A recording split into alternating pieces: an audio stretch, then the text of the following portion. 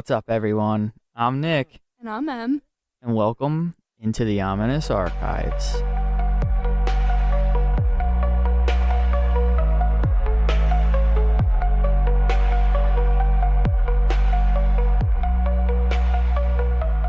Alright, so here we are again, down in the archives. Today we're actually joined by the two pups. We got Coby and Archie down here. If you hear any barking or wrestling in the background, it's them. It's what they do. They make noise. But anyway, what's going on with you, Em? What is going on with me? Killed a spider yesterday. That's good. No. Good for you. Nick, when I tell you, insects don't usually bother me. I live in a basement. Like, my room is in the basement. There's gonna be spiders, bugs that come with the territory. This was the biggest effing spider I've ever seen in my entire life. Like, it was like the size of my closed fist, and it was hairy. The hairiness. Why is it always got to be hairy? And I'm praying to anything that it was a man and not a female spider, and she can't reproduce in my house. Could you imagine, too? And No. I know the basement. It's my mom's basement. Yeah. And they have the drop ceiling top. Mhm. There could be hundreds We don't have the of drop them. ceiling anymore, Oh, yeah, took you're it out. right. You're right. so Yeah. I don't have to worry about that. There you go. You can't be I'm still surprised. worried. Yeah. I'm still scared. Yeah, spiders are weird. We get, like, in our basement, we get, like, random, and you're always like, where'd they come from? Where did these bugs Well, come I'm from? also always scared, like, the cats. Like, I'm scared that the cats will, like, eat it, and they'll be, like, poisonous or something, Yeah. and then the cats are, vet bill. Yeah. Yeah, I don't know much. I only know, like, in our area, we have the brown recluse. I know that's definitely poisonous. And I think the size of a quarter, I think they are. I don't know. Anything, Don't hold me on that. I Too don't big. study spiders, but I'm sure, everybody doesn't want to keep listening to us talk about spiders and how you killed a big fuzzy spider. So let's dive into episode 13, right? Am I right on I that? think so. Okay. Episode 13, The Slenderman. Slendy. Slendy. I don't know his origin at all, actually. So we'll get into it a little bit, Mhm. but there actually really isn't like a spooky, scary origin. Okay. Yeah, there may be one now. Yeah. But when this stuff was put out there, the creator didn't make like an origin story. So even though he doesn't have an origin story, he does have an origin. Ooh. So his origin starts in 2009, Really? where I don't know why Yeah. I expected it to be so... I expected it to be, like, later than that.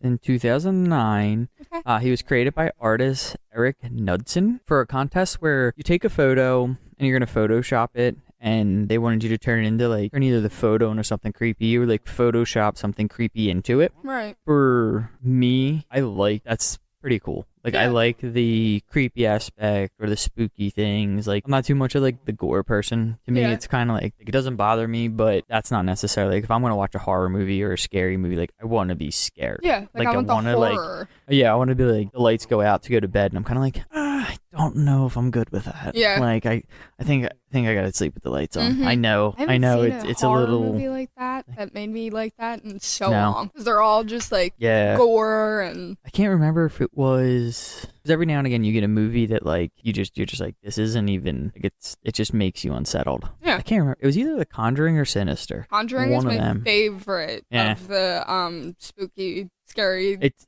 genre. really good, but It's 'cause the it's one of those plot. two. Yeah. The plot of Mhm. The Conjuring is so Well, good. Yeah, we're probably gonna dive into that too at some point. But anyway, so Eric, he was inspired to create Slenderman from a lot of different authors and other like horror related characters. He really liked like H.P. Lovecraft and Yeah. R.L. Stein, not R.L. Stein, Stephen. Nope, Spielberg, hello. not Spielberg. Stephen King. Drawing a blank. Yeah, Stephen King.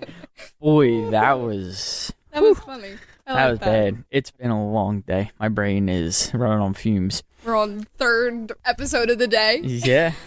So, with this inspiration, like, behind him, he created a tall, slender man who is in a black suit, and he sometimes has tentacles protruding from his back, and he also has this, like, ghostly white faceless head, which he added to, like, 2 different photos for this contest. He, first one that was most popular with me, like, as soon as I seen it, I was like, oh, that's Slenderman in the background. It's kids playing in a playground. I believe there's a girl kind of like climbing up the slide, and in the back, like to the left, there's a tree. Yeah. And like just under that tree, there's this tall figure with like 4 or 5 little kids surrounding him, and he's kind of just like lurking there. And then for the second picture, it's like a group of kids. It looks kind of like a camp. They're in like the woods on like a dirt trail. There's like a bunch of kids. There's a couple kids like right up front against the camera, and then there's middle ground. There's I think a couple more, one kid, and then there's like a group of them in the back, and like just behind them, Slender Man's hanging out there. So Eric created these photos, submitted them, and then about 10 days after he posted this, there was a YouTube channel called Marble Hormats. They premiered, and this site page was ran by some film students, and the episodes that they created, it showed a character that was being stalked by what they call the operator, which is said to somewhat be inspired by the Slender Man.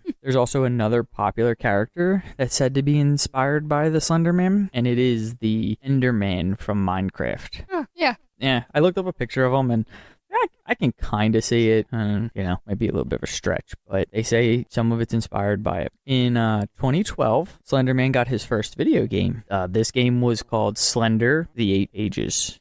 I somewhat remember this game, and I don't remember playing it, but I remember it like being out, and I don't remember how like popular it was, but I do like I can almost see like the title of the page. That was actually later followed by a sequel in 2013 called Slender: The Arrival. But then from there, Slenderman went from being in video games and kind of like a creepypasta on the internet to the big screen. He's had some movies and shows, and there's a lot of them. I didn't realize how many, but they kind of spanned from like 2014 to 2018.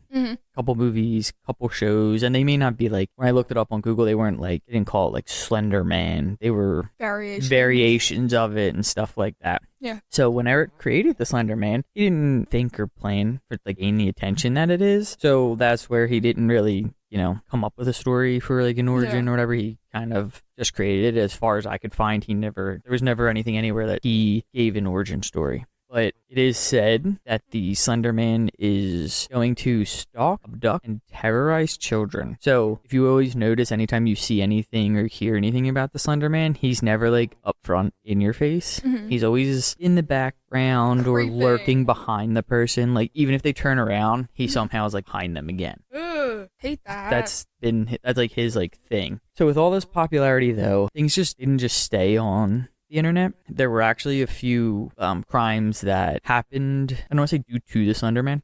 They happened from things like that go along with Slenderman. Yeah. It's not Slenderman. Like Slenderman isn't laws. Right. But anyway, let's just jump into them. We'll jump into the more or most famous of the crimes with this, and that was the stabbing in Wisconsin. So there's Morgan Geyser, Peyton Lautner, and Anissa Weier. They were 3 12-year-old friends, but thing was is that 2 of these friends, they've been planning something dark for a few months. I think I know what you're talking about. And it was on May 31st where they actually executed their plan, but we kind of have a little setup on the 30th in order to get us to that plan. So on the 30th, for Morgan's birthday, they all went to a roller rink and were going back to Morgan's afterwards for a slumber party. Now, when they got back to Morgan's, Morgan and Anissa kind of had like a little like side convo thing going on, and they decided that they were too tired that night to try and kill their friend Peyton, or as they call her, Bella. And too tired. She gets Bella from her middle name. That was just, I figured if you watch, there's a documentary, if you watch that, Morgan calls her Bella. Okay. So it was on the morning of the 31st that they decided they were going to take their plan and put it into action. So the girls left Morgan's house and they went to a nearby park where Anissa and Morgan decided that bathroom is going to be the perfect location for this crime. And they decided that because all the blood would just go down the drain in the bathroom. So the girls entered the bathroom, and at that point, they slammed Peyton's head against the wall to try and knock her out, because they said that it's like easier to kill somebody when they're knocked out and not looking at you. Now, when this didn't work, it said that they decided to play a game of hide and seek in the woods like near there, and Anissa actually helped Peyton like cover herself in some leaves to hide. What, bro? though? Yeah, I'm not too sure on that. I've also heard a variation where they kind of tackled Peyton to the ground.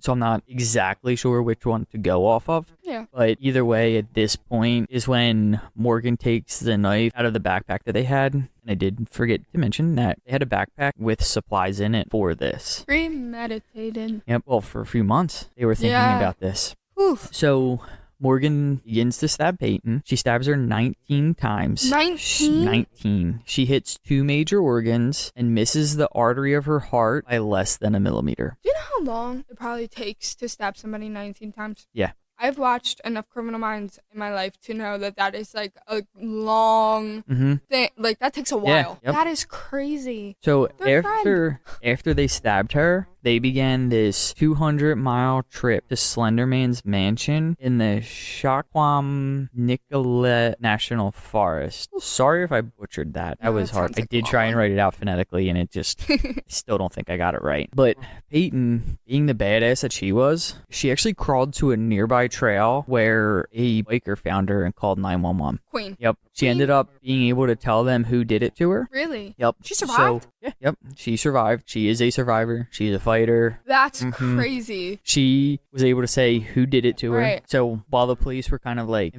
rushing her to the hospital and stuff like that, at that point, Morgan and Anissa ended up being picked up 5 miles away. Now, they were covered in blood, and it wasn't like too long after that they got picked up that they confessed to what that they did. Didn't take long. Yeah, but it's the reason why they did what they did that was kind of like troubling. So they said that they had to do this because Slenderman was going to come and kill their families if they didn't. He told you that? Yep. Like, so, oh my goodness. Yeah, they said that he was going to do it and that they needed to kill Peyton in order to become proxies to show that Slenderman was real. That's crazy. Yeah. So Proxies. while like in custody, I'm gonna kind of go back and forth between Morgan and Anissa. We'll cover like what was going on with Morgan and like what happened with Anissa. So while in custody waiting trial, Morgan was observed. She was talking to fictional people like the Slender Man or Severus Snape. What? Yep. She actually had a imaginary friend when she was little that she called Snapey. You know, that's kind of cute. Yeah. The little Right? Harry Potter lover in my heart thinks that's cute.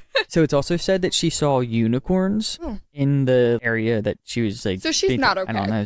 Mentally, she's not okay. And for sure. she, I don't know why they kind of made this a point. To me, this is kind of just like a little kid thing, but they made it a point to say like she liked to keep ants for pets. I mean, I feel like that's like a that is for a kid-like young thing to do. preteen kind of thing. You know, I don't find that too weird. But in 2014, they transferred her to the Winnebago Mental Health Institute, where it was found that she suffered from early onset childhood schizophrenia. Yeah. And that was in October. What's completely wild and insane to me is that instead of like helping her and getting her treated, they just spent the time just continually like re-explaining the law to her so that she could stand trial for doing this. Right. Like committing that crime. I understand she committed it. Yeah. I know she needs to have her punishment or Like, whatever you want to call it. Repercussions. But she was just diagnosed with a mental illness. And like big one at that. Like we're not even talking like any mental illness is a like deafening thing to have, but like schizophrenia is wild. They left her untreated for about 19 months. Bro. That whole time she was in kind of like a psychosis where she was, you know, seeing things and all this stuff. So scary. Like I cannot imagine being trapped inside like your own head. Yeah. Because that's literally what schizophrenia is.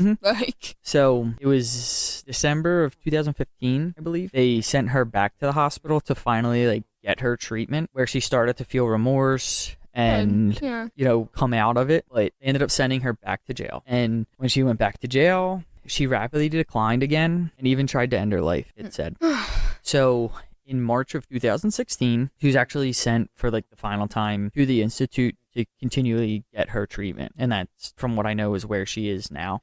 She is working on it. She is doing what she has to do to cope and deal with her help illness that she needs. Yeah. She should have had 19 months before that, but okay. Now, Anissa, she ended up pleading guilty to a lesser charge and ended up being found not guilty due to mental illness. She was diagnosed with shared delusional disorder. Now, for friends, it's pretty rare for that to like happen between them. It's more commonly found in like spouses and in siblings. Yeah, I was going to say like families type thing. Everything I've heard about this was more like families. Yeah, it's a family kind of thing. Shared delusion is crazy. Yeah. Now, she ended up being sentenced to 25 years to life and she also had involuntary treatment in a state institution, which is followed by like a communal supervision until she is 37.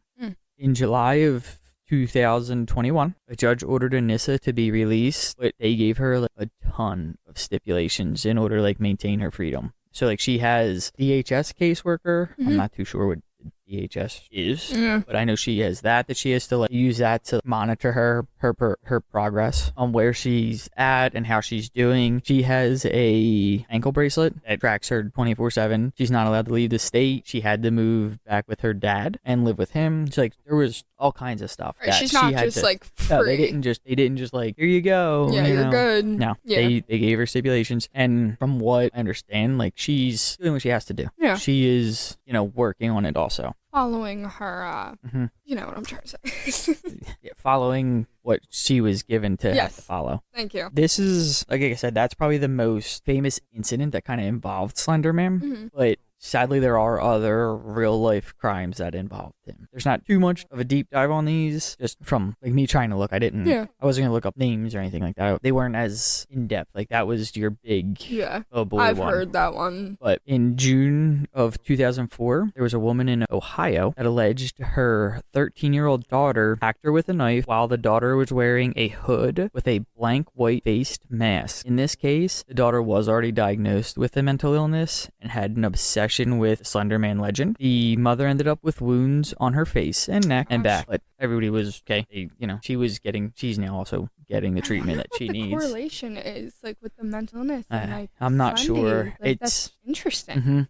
There is in the I was gonna talk about it a little later, but sorry. In the HBO documentary Beware of the Slenderman, they do kind of like take a little deeper dive into Anissa and Morgan's what kind of like triggered them to fixate on Slenderman and stuff. Yeah, I'm sure it's crazy. Yeah, they're getting the help they need now. Good. That's good. They weren't malicious girls. Right. They weren't, you know what I mean? They weren't trouble. Simply mental health. Yeah, it was got just the best of them. Yeah. Again, in 2014, there was another mother who, with her 9-year-old son, woke up to a fire in their home that was in Florida, and it was set by their 14-year-old, by the mom's 14-year-old daughter. But the daughter admitted that she'd been reading a lot of the Slenderman's legends, and again, she expressed remorse for doing this, and again, everybody ended up being okay. So when it came to the Slenderman legend and everything, like I saw the documentary more than once. I didn't even know though that there were these other crimes that were like that happened that kind of correlated with the Slenderman. Yeah, I don't blame Slenderman or anything like that. Right. Like it's a lot of this comes from having the mental illness and everything, and just always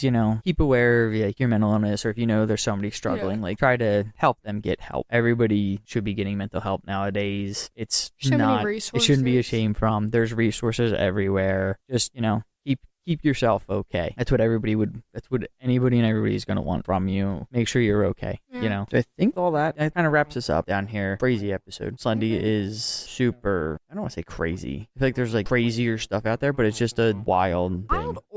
Feel. Like how it all started and came to and where it got to is just crazy. I agree. Yeah. Good pick. Thank you. Well, I guess we'll shut down here. Archie left us early, so it is what it is. No Archie in the archives. No Archie in the archives right now. That means we shouldn't be in the archives right now. Follow us on our Instagram, Ominous Archives. X is it's still the Ominous Archives. It is. I want to put the in there so bad. The only one the is on is X or is TikTok. That's because TikTok screwed us. Well, TikTok is the.ominous.archies. All of our archies out there. And you can also email us. We have an email. That would be ominousarchives@gmail.com. There you go.